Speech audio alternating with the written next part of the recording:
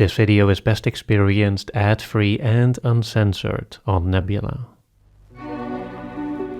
It's almost impossible to overstate just how cataclysmic the bubonic plague, or the Black Death, was for the people of medieval Europe. Yet, looking back many ages later in the context of modern insight and understanding, it's hard to really grasp just how profoundly impactful this pandemic was, not just as a catastrophe that ravaged a society, but also as an irrevocable force that fundamentally changed the collective human psyche, imprinting visions of suffering and death, of unholy figures and grand apocalyptic nightmares that would be reproduced for centuries to come. I couldn't possibly capture the full genesis of this transformation, as the visceral experience of it is just too far removed in history. But there are a few details that, when I learned about them, were enough to make me shiver with some distant echo of understanding. You may have heard, for example, how an estimated 50% of the continent's entire population died within the span of a decade. But this global average doesn't quite account for how bad things got in some places on a local level, where the death toll could reach up to 90%, leaving countless bodies exposed out in the open. There simply weren't enough people left alive to bury them all. It got so bad, in fact, that there weren't enough clergymen to administer the last rites to the sick. As the priest Henry Knighton wrote from his abbey in Leicester, of the English Austin friars at Avignon, not one remained. At Maguelone, of 160 friars, 7 only were left. At Marseille, of 150 Franciscans, not one survived to tell the story. To the medieval Christians, receiving the last rites was of vital importance, as it ensured a reunion with Christ and prevented eternal damnation in the fires of hell. And so, while the widespread death was already frightening enough in itself, the greater vision it gave rise to, humanity falling out of divine grace and being locked out of heaven to forever suffer in a sort of ultimate death, that's what turned the plague into an absolute existential terror, instilling fear, doubt, and despair of unfathomable proportions, and gripping the affected communities with a feeling of apocalyptic dread that humanity wouldn't really experience again, until...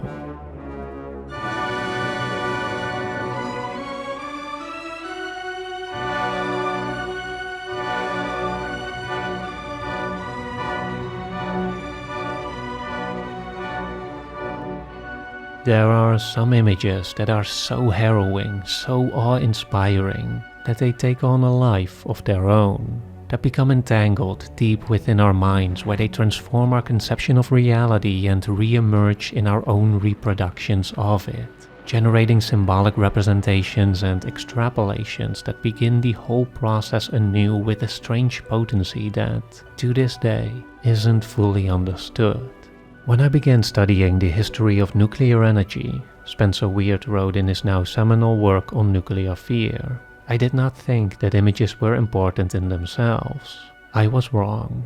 The images, connecting with major social and psychological forces, have exerted a strange and powerful pressure on our history.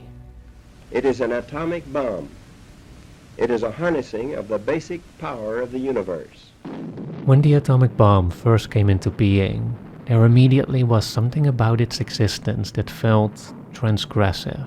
It was a revelation of the secrets of nature, long mercifully withheld from man, that should arouse the most solemn reflections in the mind and conscience of every human being capable of comprehension, as Churchill once declared. You know how we've always talked about the possibility of something going wrong with the bomb. In the years that followed, and even now, people don't often speak of atomic bombs, plural, as if they're just part of a nation's weaponry. Rather, they refer to the atomic bomb, or simply the bomb, capitalized like a mythical demigod, as Weird described it. The image alone already feels self-explanatory enough with regards to this association with some unholy violation. In the 50s, people quickly became painfully familiar with it through repeated broadcastings of TV movies such as Operation Ivy. And today, of course, we know the image all too well, whether through archival footage, as was for example included in Kubrick's Dr. Strangelove, or through its many, many reproductions in a wide variety of artistic interpretations, ranging from the almost fantastical imagery of see-through humans in The Day After, and the cosmic terror of David Lynch's Twin Peaks, to the more grounded and gritty explosions, such as those in The Sum of All Fears, and the recent Oppenheimer. And now I have become death, the destroyer of worlds. All of them, however, imprinted on us the vision of a sublime terror ripping apart the very fabric of our reality to unleash unprecedented destruction, an all-devouring weapon that could be set loose anywhere on the planet. It instantly dismantled a fundamental aspect of our sense of safety. No longer could we pretend there was some place to escape the potential of this violence. No longer could we pretend that everything we knew and loved couldn't be vaporized in the blink of an eye. And so easily too. People became gripped by visions of global catastrophe brought about by a single bad agent, as famously depicted in Dr. Strangelove. There will be only one course of action open. Total commitment. Or even just a simple technical failure, as people witnessed in the 1964 movie Failsafe. Even if these fictional scenarios weren't fully grounded in reality, for many people they were enough to expose the extreme fragility of the nuclear status quo. The fear of irrational death, as a popular commentator at the time stated, has burst out of the subconscious and into the conscious, filling the mind with primordial apprehensions. 1 minute and 20 seconds to impact. In the decades that followed, this basic fear would unlock a plethora of new nightmares. In the 80s especially, as the global nuclear arms race worsened again, we saw the old tropes being updated in movies such as War Games, in which a young man accidentally sets in motion a nuclear conflict through a seemingly innocuous video game. We also saw new expressions of apocalyptic sci-fi imagery, and more gritty and realistic scenarios that almost felt like preparational survival manuals, like those found in The Day After and the harrowing faux documentary Threads. The 21st century also introduced terrorism into the mix, and the dread of extreme violence being willfully inflicted specifically against innocent civilians, and specifically in the places where they normally feel most safe and secure. But as terrifying as these newly emerged images of nuclear devastation were, interestingly enough, for most people, the real terror came not from the immediate threat of death by fire, but from the more terrifying power that would be unleashed with it, capable of altering our world and ourselves far away from and long after the initial blast, not just as a force of death, but as something more fundamental. Have you ever wondered why that distinct image of a nuclear explosion, that towering white cloud, is generally described to have a mushroom shape? As we had remarked, we could have easily chosen other words. We did, in fact, use other words. Early observers spoke of a dome-shaped column, a parasol, a jellyfish, a raspberry, and a cauliflower, to name but a few. Yet, for some reason, it's the mushroom that, in many ways, became the defining symbol of the atomic age. Is it simply because a cauliflower cloud just didn't inspire the same kind of reverence? Perhaps. But Weird also referred to the respected scholar R.G. Wasson, who explained how in Western culture, the mushroom already speaks to us on a gut level.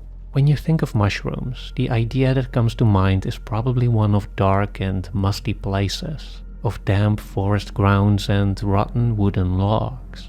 Like molds and other fungi, they are often associated with poison, infection, and death. And yet, being fast-growing, especially in those places of decomposition and decay, they also stand symbol for a kind of rebirth that transcends that simple binary between death and life, and capture a more elemental process which is best described as transmutation. the complete and fundamental change from one thing into another. We may be witnesses to a biblical prophecy come true, and there shall be destruction and darkness come upon creation, and the beast shall reign over the earth. In the 1950s, there emerged and briefly exploded in popularity an interesting subgenre of American monster movies. The first great hit, Them, was a movie about ants that mutated into giant man-eating monsters after the first atomic tests in New Mexico, and that quickly started to spread out to terrorize the local communities. Being a huge financial success, the movie spawned a number of similar visions about all kinds of radiated and oversized deformities with titles such as Attack of the Giant Leeches, Attack of the Crab Monsters, It Came from Beneath the Sea, which is about a giant radioactive squid, The Black Scorpion, and Tarantula. It was but the beginning of a greater cultural shift. Unlike the more tragic monstrosities found in early cinema, such as Frankenstein's corrupted creation, the werewolf, and the vampire Nosferatu, and even unlike the now iconic Godzilla, Japan's complicated metaphorical response to the atomic bomb, which I'm going to leave aside for now. The creatures that emerged in these American movies were, as Weird described them, altogether inhuman, devoid of intelligence and feelings. They also often emerged from long dormant states in places that should have remained hidden. X the Unknown, for example, features a sort of radioactive blob that rested deep within the earth, and only rose to the surface after atomic tests to feed itself on the now prevalent nuclear energy, growing bigger and bigger in the process. Then there's also the inhuman monsters from The Thing from Another World, the Beast from 20,000 Fathoms, and the Deadly Mantis, which all awoke from out of a literally frozen state after humanity's transgressions into forbidden zones. Critics were quick to argue that many of these science fiction monsters directly embodied the atomic bombs, or symbolized some kind of retribution for our creation of them. In addition, defeating these personified nuclear fears at the end then allowed people to vicariously reclaim some power in the face of a force against which they felt helpless otherwise. But while not necessarily disagreeing with this, Weird argued it was also a bit more complicated than that. The movies did more than simply deal with people's fear of being bombed, he wrote. The creatures introduced a new and peculiarly horrible imagery of their own.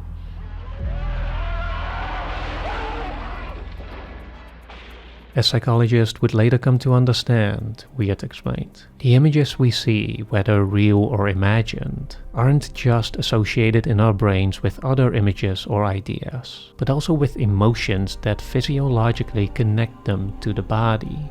Meaning that to see or recall a certain image is also to remember the visceral feeling associated with it.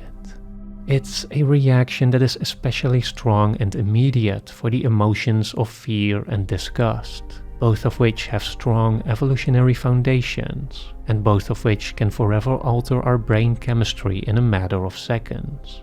Many experimenters have shown that even a brief exposure to an image will act as an anchor to thinking, biasing the observer's judgment on subsequent decisions. One reason advanced for this bias is that our brains must work with what's available to them. We find it hard to believe something unless we can easily picture it. And so, in Weird's view, the grotesque images of giant ants, spiders, leeches, and other reprehensible creatures filled a sort of vacant space that not only reflected, but gave new dimensions and emotional clarity to what everyone at the time felt and feared but could not yet process directly. It was the realization of having crossed an irreversible threshold, of having opened a Pandora's box that unleashed onto the world the strong force of nuclear power, and radiation in particular. With its unknown long-term damage, its potential transmutative power down to the genetic level, and the contagion-like nature of the way it spreads, infecting everyone and everything it touched. It visually and viscerally reinforced the entanglement of nuclear power with one of the most primitive themes in human history and symbology, that of contamination, of the natural order being subjected to a corrupting force. Though coming with a wide variety of symptoms such as nausea, rashes, and abdominal pain, as Anna Desormeaux explains in her thesis, the bubonic plague would ultimately get its name from the buba, which is a nasty swelling of the lymph nodes, often occurring on the groin, neck, thighs, and armpits of the infected. It was a distinct image that invoked a direct aversion in people, a repulsiveness that might have helped them to understand, not so much in medical terms but rather instinctively, that the plague was highly contagious, or at the very least, that being near the sick increased the chance of becoming sick yourself. And so those that could would often flee the plague-stricken areas, sensing the importance of putting as much distance as possible between themselves and the gruesome imagery of the sick and dying. Many doctors even, whose available medicines and knowledge rendered them virtually powerless against the disease, would also move away or simply refuse to visit anyone with the dreaded symptoms out of fear of becoming infected themselves. The fear of contamination, as it turns out, is a powerful force, and when confronted with it on a grand scale, it becomes especially potent as the corrupting influence, in the human mind at least, becomes something more, something prophetic, an all-devouring chain reaction, unstoppable, inescapable, heralding the impending doom of everything.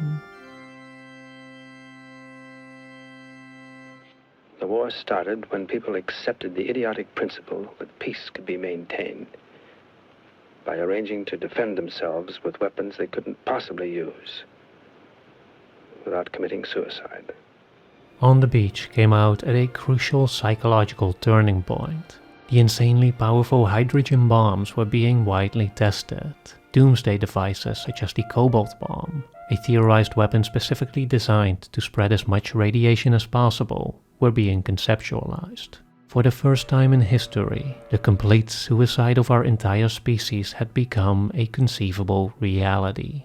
On the Beach made this apocalyptic vision explicit by imagining a third world war that destroyed every nation on Earth, save one. Though Australia was left unharmed by the bombs themselves, the deadly fallout is slowly creeping its way south, and will soon reach this last remnant of human existence. The Australians, however, appear strangely calm, just going about their ordinary lives despite knowing exactly what is coming, and being fully aware that within a matter of months, they too will be swallowed by the radioactive cloud that has already annihilated everything else. The movie, and the book it was based on, sought to capture the state of humanity in the face of imminent death, unsure how to react, and therefore passively watching as the doomsday clock, another prominent motif during the Cold War, moved closer to midnight. The watchdog group of nuclear scientists moved the doomsday clock up to 5 minutes until midnight. Destruction by nuclear war. A true response or proposed course of action, however, wasn't offered. On the Beach ultimately doesn't have much to say about how to prevent the premise it so mournfully presents, nor how we should deal with it were it to really happen. And yet, this may have been exactly why the story resonated so much with audiences at the time. It didn't give them a monster to vicariously defeat. It didn't depict nuclear power as something that humanity will eventually control. Instead, it poignantly captured the absurdity of the situation that humanity had gotten itself into. Not just the dread of nuclear apocalypse, but the tragic strangeness of not knowing how to react to it. How indeed do we make sense of total annihilation, of that which is not just destructive, but all-destructive? Here the human imagination and the visions it conjured up arguably became more important than ever, as mentally peering into the blankness beyond nuclear annihilation was to envision a space fundamentally outside of knowable experience. people could not think about the end of the world in the same way they thought about ordinary events or even traditional wars, Weird explained. An entirely different apocalyptic mode of thinking came into play. A realm of nightmares, fantasies, and religious visions. The death of one child would upset you. The end of everything could be contemplated only abstractly, as if from a great distance. In the late 50s and especially in the 1960s, audiences got to venture in this abstract post-nuclear future through a series of movies such as World Without End, The Time Machine, The Time Travelers, and most famously, The Planet of the Apes. You maniacs! You blew it up! Where audiences got to peek into the possible worlds left behind after nuclear Armageddon. Worlds of ruin and of danger, filled with Morlocks, mutants, more mutants, even more mutants, and of course, intelligent apes. Take your stinking paws off me, you damn dirty ape!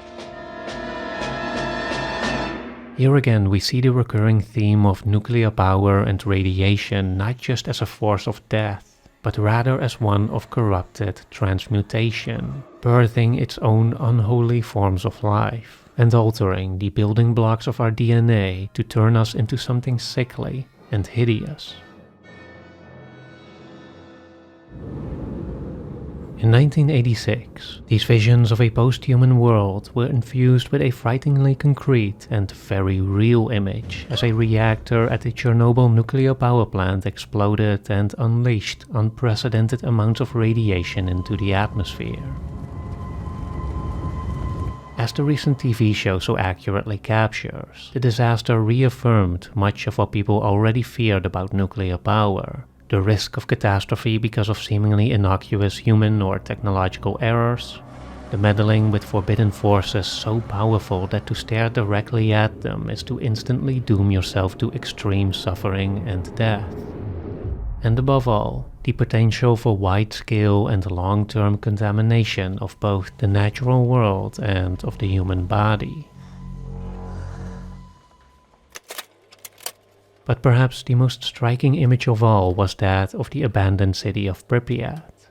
As Weird also pointed out, the vision of old ruins are another fundamental motif throughout human history and artistic expression, forming representations of fallen civilizations and of individuals long dead and forgotten. After the bubonic plague, many houses stood vacant. Entire villages had been emptied, as if taunting the surviving population with the life that had been erased from the planet and from memory, a physical and spiritual death. It's no wonder then that for many people it was strangely and tragically captivating to witness in real time this former city so abruptly abandoned that it seems like its inhabitants just vanished in an instant, slowly decaying and being reclaimed by nature. And more than that, being still contaminated with radiation, Pripyat also became an all too real manifestation of a kind of forbidden zone generally reserved for myths and legends. A place where you do not come out the same way you went in. That is, assuming you're capable of making it out at all. To this day, the imagery is still imprinted deep within our collective unconsciousness, and has become commonplace in movies, TV shows and video games, where it not just informed the aesthetics of all kinds of new visions, settings and stories, but also added a certain emotional texture. An atmosphere that is just instantly evocative of that distinct feeling that nuclear imagery ingrained within us. In fact, nuclear imagery is so ubiquitous now that, somewhat paradoxically, it seems to have lost some of its immediate power. Because despite people being more familiar than ever with the visions of atomic bombs, desolate nuclear wastelands, and radiated deformities, it has become a bit of a trope, hasn't it? A cliché even. Unlike a few decades ago when many nuclear-themed movies came with grave seriousness, often including implicit or direct warning messages at the end, today it's mostly just another setting, a playground for the action-packed adventures of vault dwellers and Mad Max-type wanderers, or a solemn backdrop for commentaries on societal breakdown, human nature, and personal transformation. Weird suggested this is most likely because after the Cold War ended, the fear of nuclear war also largely subsided, at least for a while. And more generally, by the time we moved into the 21st century, we had also simply grown more accustomed to nuclear power as a technology, relieving much of our initial suspicion. Besides, for the public imagination, there were newer, more exotic dangers now that grabbed its attention, like AI computers or genetic engineering, sometimes even replacing classic nuclear stories with new driving forces. In the new Planet of the Apes, it is a man-made virus, not nuclear war, that ravaged the human civilization. The remake of The Time Machine exchanged atomic weapons for environmental collapse, and many popular superheroes who once found their grand transformation in radiation have now been given different, non-nuclear origin stories. In short, for media creators seeking an uncanny magic, whether to bestow amazing powers or to destroy civilization, nuclear physics was no longer scary enough. As the years passed and the bubonic plague slowly died down, the people of medieval Europe developed a certain apathy towards it.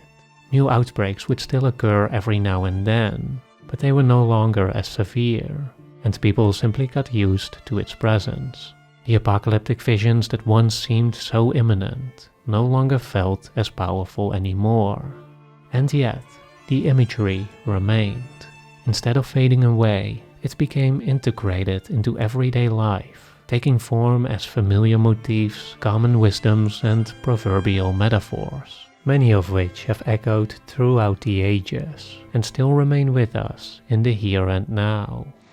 One such metaphor, as Desilmeux explains in her thesis, and which is also depicted in Bergman's The Seventh Seal, was that life was as a game of chess. No matter what one's stature was or how well one played, sooner or later, death would always get you checkmate. Another image that you're probably familiar with is that of the Dance of Death, which became increasingly common in the late Middle Ages as a memento mori to remind people of the inevitability of death, and subsequently of the notion that one's soul must always be prepared for judgment. As Weird also emphasizes, important mythical images are immortal. Once they've taken hold of us, they never fully let go. And despite there maybe being a sort of cyclical element to their perceived urgency and potency, those born out of the atomic age have been undeniably transformative and arguably internalized in our collective unconsciousness, meaning that they are not just still alive, but that they are actually more instinctively understood than ever. Pretty much anyone will immediately connect the sounds of Geiger counters to the danger of radiation poisoning, and the sights of foul-looking ghouls and giant monsters, which obviously didn't go anywhere, still directly tap into the by now well-established connection between nuclear power and feelings of fear and disgust. And even outside of explicitly nuclear stories, from Alien to Stalker, Suicide Squad to Annihilation, we can definitely see their echoes in the form of deformed monstrosities, corrupted transmutations, contaminated forbidden zones, and the overall aesthetics of their locations. And beyond that, one can even wonder to what extent the infertility crisis in Children of Men was more tangible to the audience because we know the damaging effect that radiation has on procreation. Whether or not the movie Sunshine was so viscerally effective, in part because we collectively know what it means to stare into an all-destructive force, or if the X-Men would have been as popular if we hadn't entered the atomic age. In fact, according to Weird, nuclear imagery has been uniquely effective in this sense as from the very beginning. The atomic bomb has always exerted most of its influence not as a weapon, but as an idea. Even the Hiroshima and Nagasaki bombings were conceived as rhetorical acts, Weird said. Afterward, governments did not manufacture hydrogen bombs with an intention to explode them over cities. Their purpose was to intimidate people or awe them. In other words, it's pretty much impossible to truly separate the nuclear bomb from the visions it gave rise to. The object and image are so intrinsically entangled with each other, and have been so since the beginning, that they virtually become one and the same. The weapon became the nightmare, and the nightmare has been the weapon, resulting in a strange yet continuous interplay between reality and imagination, one that doesn't always necessarily lead us into the right direction. Because the plague was considered to be an act of God, instead of looking for medical reasons and resolutions, many regarded the source of the widespread misery to be one of moral failure, resulting in some responding to their nightmarish visions of divine punishment by engaging in self-flagellation, or by seeking out scapegoats, mostly outsiders or just people who for whatever reason were deemed to be responsible for unleashing the plague, and prosecuting them in the misguided hope of saving themselves.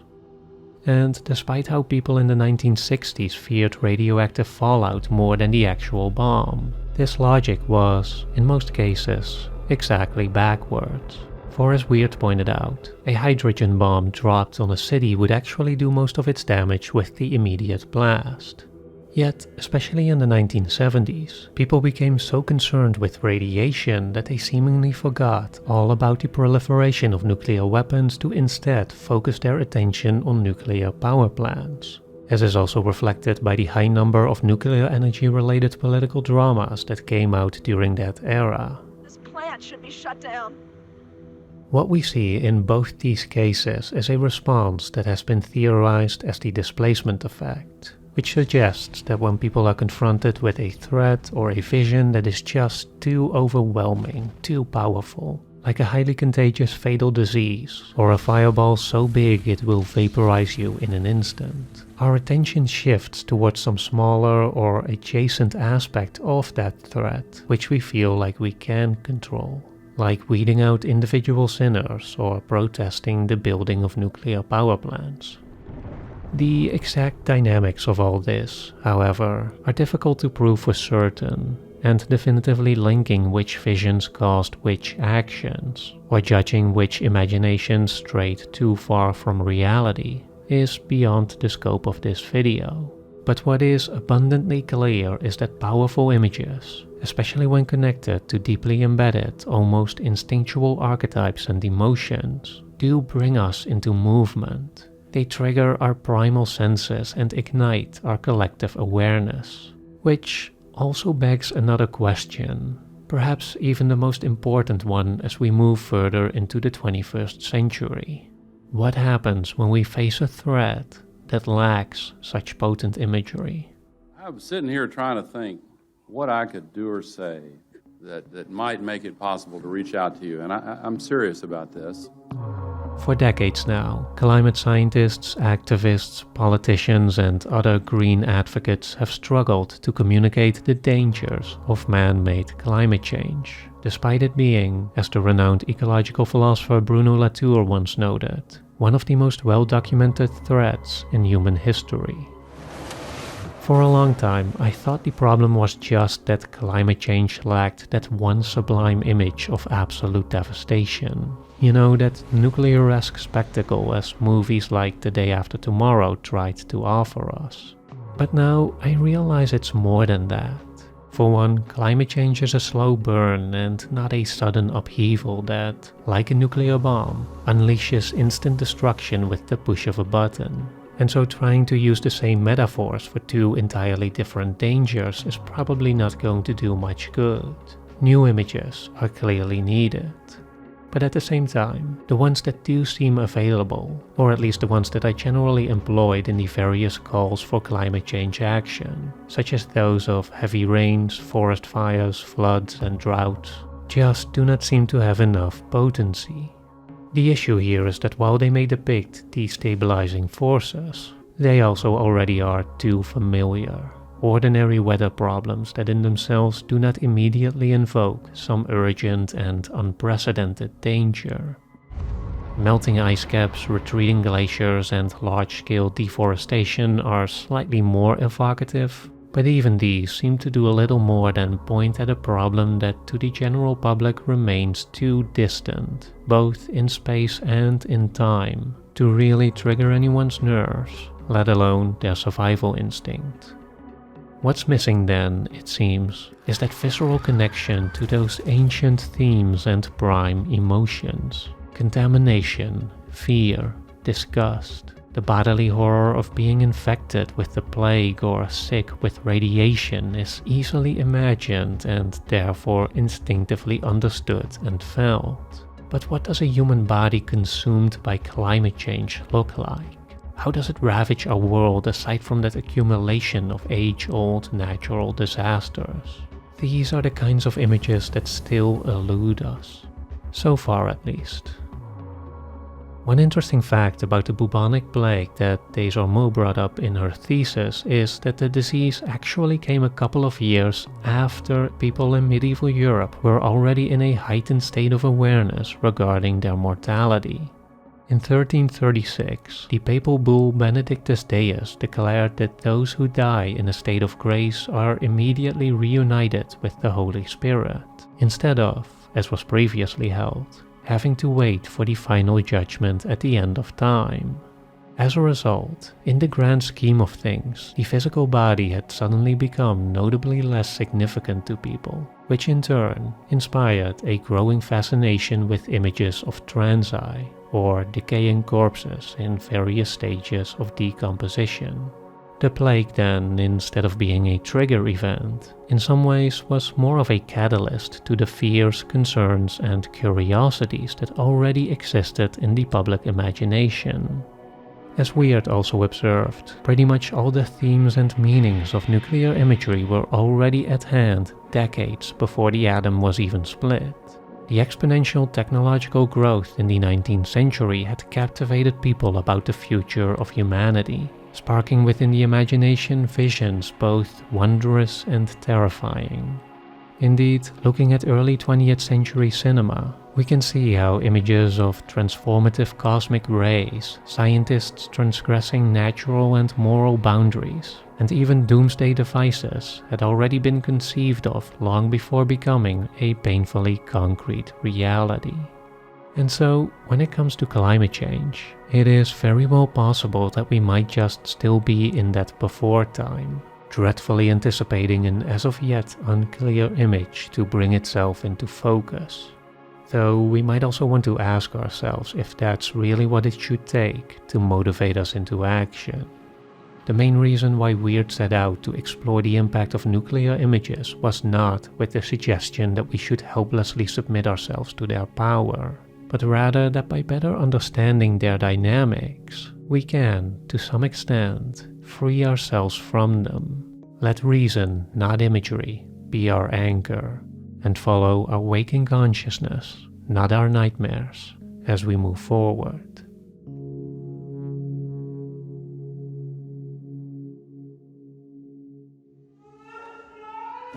The problem with discussing all the visceral disturbing imagery powerful enough to spark all kinds of apocalyptic nightmares is that YouTube doesn't like it. And so the video you just watched was censored so my channel wouldn't get demonetized. But luckily I do have a separate version, my director's cut as it were, that, while not going for cheap shock value, does depict more directly the kind of images that mattered to this discussion. And you can watch it right now, exclusively on Nebula. Besides getting the absolute best viewing experience, uncensored, ad-free, no sponsors, Nebula is also home to an enormous amount of exclusive material. It's the only place to watch my most recent video on the one death scene that still haunts my soul, which was just entirely too much for YouTube.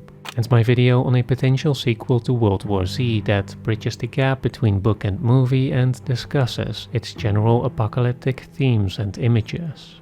Actually, at this point, there's a whole catalog of exclusive videos of mine here. And if that's not enough, there's also hours and hours of amazing exclusive content from other creators such as Thomas Flight, Lindsay Ellis, Jacob Keller, Abigail from PhilosophyTube just released an actual movie which is really cool, And all of this you could be enjoying right now with a 40% discount on an annual plan that's available through my personal link. And the best part is, Nebula is a creator-owned streaming service that shares its revenue with its creators, which means that if you subscribe to Nebula through my personal link, you're also directly supporting me and my work. There simply is no better way to simultaneously get the best ad-free experience, the greatest amount of exclusive content, while also directly supporting your favorite creators. And again, be sure to claim that 40% discount by signing up using my personal link, which you can find in the description below.